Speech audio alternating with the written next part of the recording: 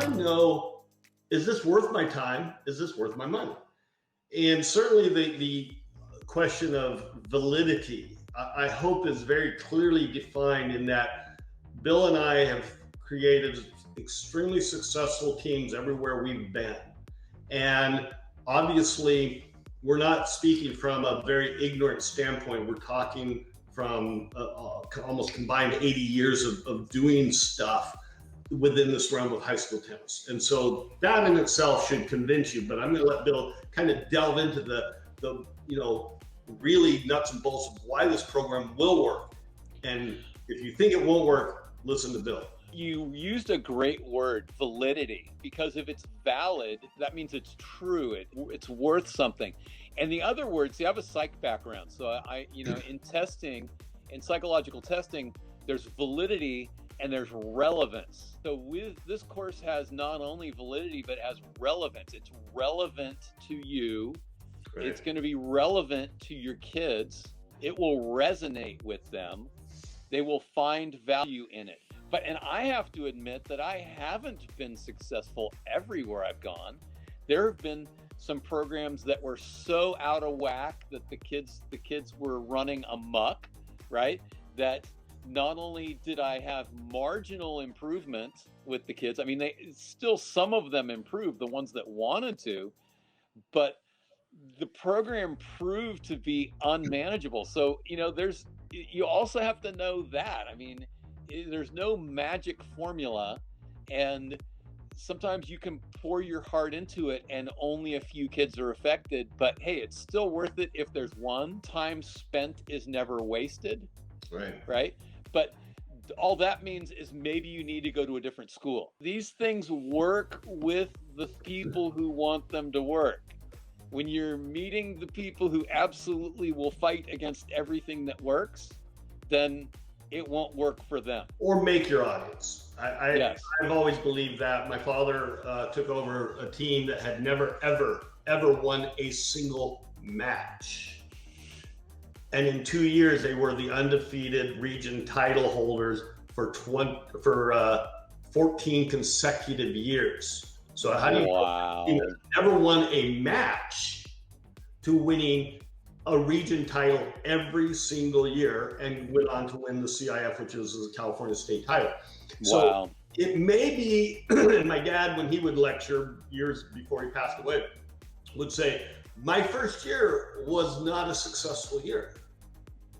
And he would talk to kids that were cut off the baseball team and convince them to come out for tennis because he knew that at least they had some essence of desire to play a sport. And there were some mechanics that translated into tennis from baseball. So I will say that if you're not successful the first year, if you do the things that we're talking about, you will not only create success and sort of that improvement level over time, but that success will keep building on itself to the point where you're not only successful year in and year out, but you're going to create a competitive team year in and year out. And that's why I've enjoyed my success in every state I've learned. But I've had those years, like Bill mentioned, where I had to translate the team into a new culture, a new expectation. When I first got started, I was not a successful coach. I coached 2 girls seasons and 1 boys season, and I wasn't prepared enough. I wasn't mature enough to really deal with it. And so I licked my wounds from that. Then I came back to it 5 years later, and the next team that I took on, I really felt like we had the talent to win the championship the first year. A team that was a perennial 500 team finished 3rd and 1 game out of winning the championship. Then the next year we went undefeated, and that team won its first title in 26 years. And we snapped another school's 19-year run. They were going for 20 and they didn't get it. And that makes me happy. I took over a school that wasn't going to have a program because they couldn't find a coach. So I did it to save the program. And the boys, we snapped their 37 match losing streak.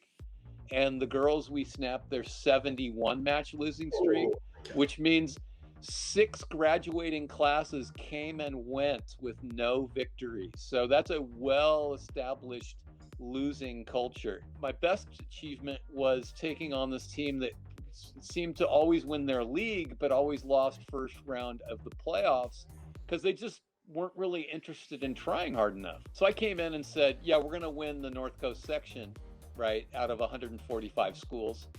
And that's when these upsets started to occur, right? 10 beat 7 and 2, 9 beat 8 and 1, and then 3 beat 2 and 1. But then after I left, my girls won it after I left, and they told their coach to tell me that I built the foundation, which that felt really good. And I was very friendly with that coach and helpful with him and helped him overcome some things. And so here's the funny thing.